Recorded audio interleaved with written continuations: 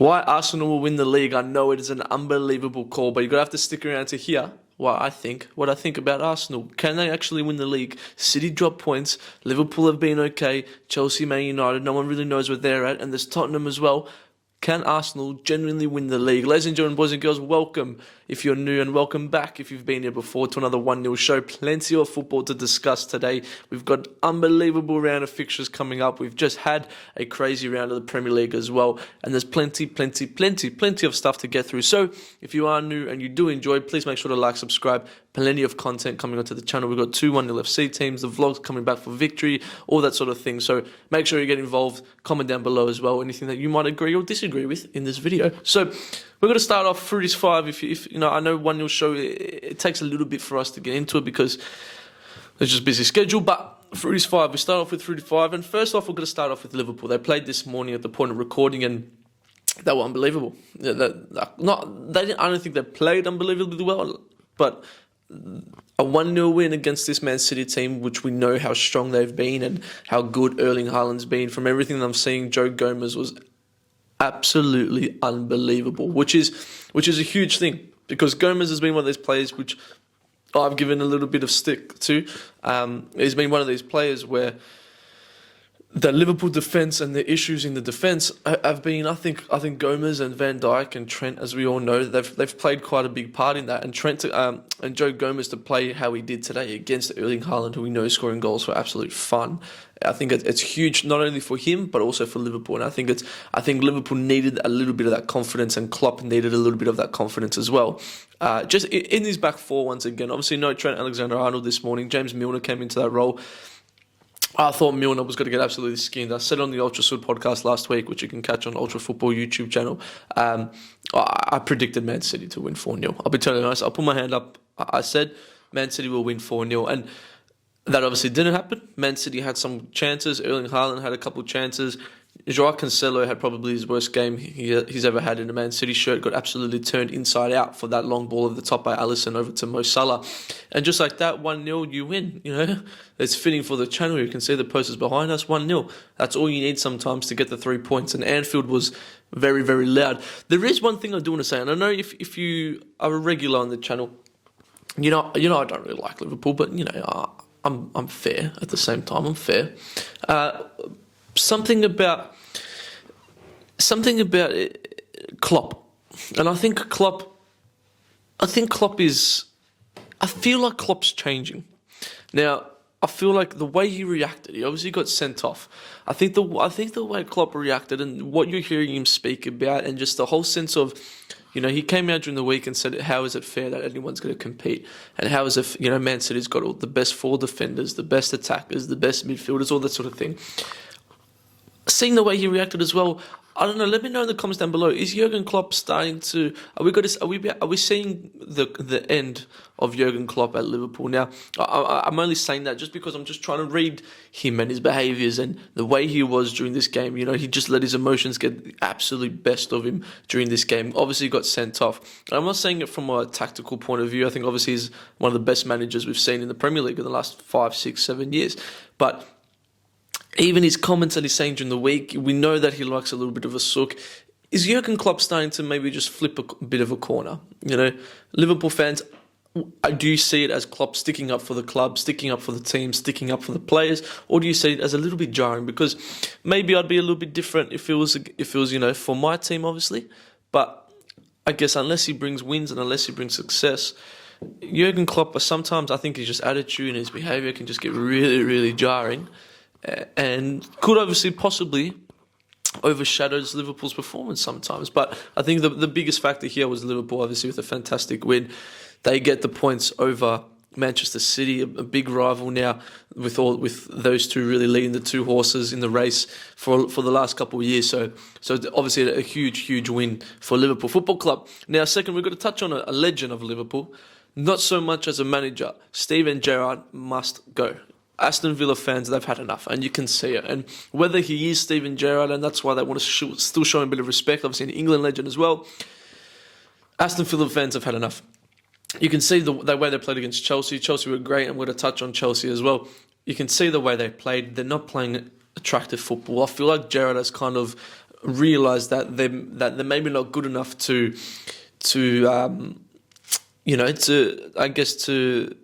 go out and boss teams on the park, and by doing that, I think Gerrard just resorted to some boring gameplay and just sort of boring style of play as well. And maybe that's because he feels like he doesn't have the players. On paper, he's got some pretty solid players. Ramsey the youngster is a good little player. Douglas Luiz is a good player. There's obviously still the likes of Watkins in there and stuff like that. But then Philippe Coutinho, I hate to say I told you so, but as soon as Coutinho signed and everyone was pumping it up, I did say that I don't think Coutinho's going to do that well at all, and I still stick to that. Yes, he had 2, 3, 4 good games when he first started, but what is Coutinho offering this Aston Villa team right now? I personally think absolutely peanuts. Steven Gerrard, I think he's got a couple of weeks left. If results don't go their way, I think Brendan Rodgers and Steven Gerrard will be the first two to go, without a doubt. And who comes in next, I'm not sure. Ange Postecoglou's name might get thrown up again as well, but who they get in next will be very, very interesting. There's rumours that Nuno Espirito Santos could go back to Wolves. He's obviously still on the target. I think he's one that maybe will thrive, will do a little bit better at, obviously he went to Tottenham, but I think it kind of showed where he's at in his career as well. I think he'd do a little bit better at someone like an Aston Villa or even a Leicester City. So that's one to keep a lookout for. Now we're going to go over to Spain before we come back to the Premier League. The El Clasico. El Clasico was on.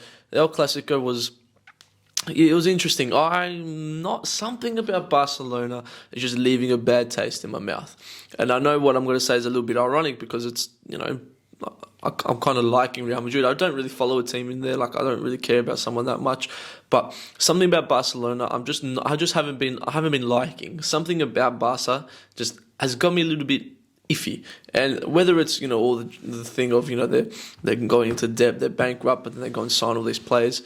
Barcelona I just don't really like. When I saw they lost 3-1 this morning, I was a bit like, okay, cool, like Hala Madrid sort of type of thing. Real Madrid on the other hand, I think are fantastic. Drake obviously got his OVO thing on the Barcelona kit today, which was pretty cool. But Barcelona, I think they're in a bit of trouble still, and I know they've signed a couple of players, and I know they've had a couple of wins, but I don't think the Barcelona of old, it's nowhere near. I think it's Lewandowski was quite poor, missed a couple of easy opportunities which you'd expect Lewandowski to bury. There's the likes of Ansu Fati, Gavi's copying quite a lot of stick on social media, but I think Real Madrid are fantastic. Freddy Valverde, we look at the best young midfielders in the world, and we look at the best midfielders in general, and the likes of Bellingham get thrown up, obviously Phil Foden, players like that. Valverde is 100% up there. He single-handedly won Real Madrid the Champions League. I personally feel like last season, and Valverde is fantastic. He got on the score sheet. He can do both. He works great going up and back. I'd love to see him obviously in a Man United shirt, but I'd love to see him even in the Premier League or even just to test himself out somewhere else. But I think he's quite comfortable at Real Madrid, and he's the future of that Real Madrid team, possibly a future captain. That midfield we know of Tchouaméni, Camavinga and Valverde could be instrumental. But although he does get shifted out to the right a little bit more, but it just shows his versatility. I think Valverde is definitely a player that I enjoy watching, but also a player that I think people should just definitely give a little bit more credit than what we do right now. So the El Clasico, is it still as classic as we know it is? Obviously the Messi-Ronaldo thing was so instrumental in bringing the eyes and the attention to that game, but I think Real Madrid right now, I actually predicted 4-0 for that game as well. I think right now they're significantly ahead of Barcelona, and I think Real Madrid and Champions League have got to put their hands up once again to possibly go and win it. Moving on, has Graham Potter got Chelsea on the right path? I possibly think so. Graham Potter, I like him. I like him. I've said it before. I've made my opinion clear on Graham Potter previously on the channel, but 5 wins in a row. Mason Mount scored 2 goals this morning. He's looking like he's got a bit of confidence back. Obviously, they've still lost N'Golo Kante. He's just announced that he's been injured for he's going to miss the World Cup. Reece James also unfortunately injured as well. And even though I'm not a Chelsea fan, you want to see the best players on the park, and Reece James is one of those players. I think is an exceptional player. So it's obviously disappointing to see someone like that get injured. But Graham Potter, I like what he's done, because Graham Potter, I feel like, has just gone around his business. He hasn't lived up to any of this sort of media thing. He hasn't made it all about him. He's purely come into a new club like Chelsea. He came in with a bit of stick as well, but he's gone and responded with results on the park. And that, as a manager, is exactly what you need to do. And I think that's perfect for him. And I think Chelsea fans, I think he's already winning them over pretty much. But he's done that by playing what I think is good enough football, and he's getting results. And there's that saying of when you're winning you're happy, when you're losing you're angry, which is so obvious. But now that they're winning, 100% give him the praise, because I think Potter came in, and I'd love to see more managers do it. Don't make it about yourself. Come in, get these results, and then the rest is history. So you got to give Graham Potter lots of praise for what he's done. Also the Chelsea team as well. Kepa, now I'm going to steal it off DJ Khaled today, sent it to the group chat. Kepa has come back, and wow, I'll tell you what, he played unbelievably well this morning. Some top tier saves. So there's Chelsea. There's another one to look out for. Chelsea fans, what are you thinking? Let me know in the comments down below. Are you happy with Potter? Are you still a little bit iffy? Is it still just maybe that honeymoon period? Let me know down in the comments below. But last but not least, for Fruities 5, we've got Antonio Conte and Tottenham. Now, Tottenham, they've got the best start, I think, in the league, what they've had in many years. And they've got Man United this weekend, which is huge. It's on a Thursday here in Melbourne, Australia. That's going to be a huge game. Tottenham versus Man United, Ten Hag versus Conte. It should be very exciting. Man United didn't do that well this morning. A 0-0 draw against Newcastle United. And I think the referee, don't even get me started, the referee, some of the decisions were unbelievable. I know Newcastle fans are saying, we keep on diving, and that's fine. But some of the calls I think were personally very controversial. But I won't touch on Man United, because I know I talk about United too much. But I think Tottenham, they deserve a little bit of respect as well. Højbjerg, I've made it clear that I quite like him, that I'm a Højbjerg fan. Tottenham could be the sneakers. They're equal points with Man City right now. I know it's still very early in the season, but Tottenham, then one that we can't rule out either. I think maybe Arsenal, Man City, Tottenham could be your first, second, third. Not in order, but I think those three, if they do continue it, you're looking at a really competitive top 5 race, I reckon. I'm going to be honest, I'm going to count Man United in that. I'm going to count Liverpool, I'm going to count Chelsea, I'm going to count Tottenham, and I'm going to count Arsenal and Man City. So I think Tottenham, they're on a good path. They're on a good path. Could it be a little bit better? I think that North London derby obviously was a bit of an eye-opener for a lot of people, and myself included. But I think Tottenham and Conte, Conte is obviously a great coach, and we know that. So I don't think it's a shock to anyone. But I think him starting to get the best out of his players, and obviously time comes with that. I think Tottenham are in the right path. So let's get into the chunk of it now. Let's get into why you're here, the thumbnail and the title. Why Arsenal will win the league. Why I officially lost the plot. Don't answer that. But before you come out and just start absolutely getting on me back, lad. But do I think Arsenal are going to win the league? Probably not. Probably not. Do I think they can? 100%. I think anyone can. I think Arsenal 100% could win the league. Do I think they will? Probably not. But in saying that, we have to give Arsenal credit where credit's due. Now with work and stuff, I'm speaking to a lot more people, and I'm hearing a lot more opinions and points of views from a more diverse range of people, and speaking to a lot of Arsenal fans, and they're excited, and as they should be. But I don't think it's as clear as what we see on social media of people thinking, yeah, we're going to win the league. I think a lot of them are still expecting them to I guess, bottle it, so to speak. I hate that term, but I guess bottle it. You have to look at what this Arsenal team's done, and credit to Mikel Arteta, because he really has flipped that club upside down. I guess it took time, but they did a proper rebuild, and a proper rebuild, something that we don't often see in Premier League, and especially like at a big top 6 club, because we know that financially they're just able to flip it like that a lot of the time. But he's gone that Deadwood's gone. They've got a lot of youngsters, and I think the biggest thing for Arsenal right now, and one of the reasons why they're 4 points ahead of Manchester City, is their competition for spots. Kieran Tierney was a player that Arsenal fans adored. He was a player that people saying, he's the gladiator, he's the warrior, he's the Scottish psychopath sort of thing. That's Nikki Cross in WWE. But you know what I'm saying? He can't get in the team. And because Zivchenko's come in, and that's good. And that's going to make Zivchenko better. It's going to make Tierney push even more. You look at, Martinelli, your Smith Rowe, your Saka, your Jesus, Martin Odegaard, who I think Odegaard is turned into one of my favourite players to watch. I think Odegaard's an exceptional football player. Again, you look at those and there's competition for places. You know, Eddie Nketiah is coming off the bench. He wants to start. I feel like if I'm Eddie Nketiah, I'm thinking, I feel like my time should be right now. Jesus has come in and has obviously been quite solid. I think people might have been expecting more goals from Jesus, especially after the way he started in pre-season. But I think there's every possibility that this Arsenal team will just continue to bite at the nail and continue just to push for that top 2 spot. If they do that, well, then holy dooly, I think they've surprised everyone 100%. I think a lot of people thought maybe last year where they were and that they started getting contention for top 4. I think people were just assuming that was a little bit of a fluke, me included. But how they've been going right now, you've got to give them credit where credit's due, because, you know, they got a 1-0 win on the weekend. It wasn't pretty, but they're getting those results. And that's something that I've always sort of said, that these champion teams, they get these little 1-0 results. And I'm not just saying it for branding purposes, but good teams like that, they are able to go away. You can look at Man United today at Old Trafford, Newcastle United. Yes, we maybe didn't play that well. We had a couple opportunities, but we end up walking away with 1 point instead of the 3. I think right now in Arsenal, where Man City, even maybe Liverpool, where they're at, they are able to get these little results, and they're able to get these results when they're not playing at their very best. And I think Arsenal is slowly putting themselves in that same contention. But one thing you do have to worry about with Arsenal a little bit is, yes, it's very early in the season. Yes, I think they're still quite a young team.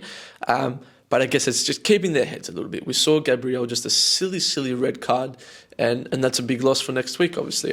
And it's just that sort of thing of, can they keep their mentality a little bit? And Arsenal, we've got to look at the fixtures. Obviously, that Man City game's been postponed, but they've got Southampton coming up. They've got who else do they have coming up? Nottingham Forest. So they've got some favourable fixtures, and Chelsea on the 6th of November, which will be a blockbuster game, as we all know. So that Chelsea game will be huge. Still a little bit until that game, but I think the biggest thing for Arsenal to continue to do what they're doing is, I guess, just go with the flow. Just keep on going with it. Don't start putting this expectation on you guys to win every game 2-0, to keep a clean sheet. And fans, I think, are instrumental in that as well, to just make sure we're keeping realism and realistic expectations with the Arsenal team, and just enjoy it. I think that's the biggest thing. Enjoy it, because you're looking at a season where Man City obviously are very dominant. They've just dropped points this morning. You know, they dropped 3 points to Liverpool. Liverpool is still sitting in 8th on the ladder. Yes, only 3 points, but 3 points behind Man United in 5th and stuff. But Liverpool, I don't think, are at their very best. You're looking at Chelsea, who are heading in the right path, but again, slow start means that they're a little bit further behind than Arsenal. There's Tottenham too, which we spoke about previously, but right now you're looking at Arsenal. If you can just continue to get these wins, continue to get a couple points here and there, a top 2 finish could definitely be on the cards. Now, I'm not saying that Arsenal are going to win the Premier League. I'm not saying. I think Man City are still in a very good driving position to win it. But Arsenal, they deserve a bit of credit. So, Arsenal fans, let me know in the comments down below what you think. I think the way they're playing, it's exciting. It's a team where I think Arsenal, they've become a club and a team where I think neutral fans are starting to want to watch them a little bit. They're one of the first highlights that I watch after the game. I watch the mini match to watch a bit more of just the couple shots on target sort of thing. But Arsenal, I think they're heading in a pretty good direction. So Arsenal fans, I'd be pretty happy with that. Ladies and gentlemen, boys and girls, thank you for watching. It's been good to have the 1 0 show back. I'm going to try, hopefully, again every single week to get it. If you do want to hear me speak and pretend I know what I'm talking about, you can head over to Ultra Football on YouTube. I've got the Ultra Football podcast there. It comes out every Friday, hopefully. But yeah, there's plenty of stuff on the channel. A-League show's got to come out hopefully tomorrow when you're watching this, maybe. So plenty of content on the channel now. 1 0, it's the way. Keep your eyes on the Instagram at _1 0, because it could be a new clothing release coming very soon. Thanks for watching, guys. Enjoy, like, subscribe, do that business. I'll catch you guys next week.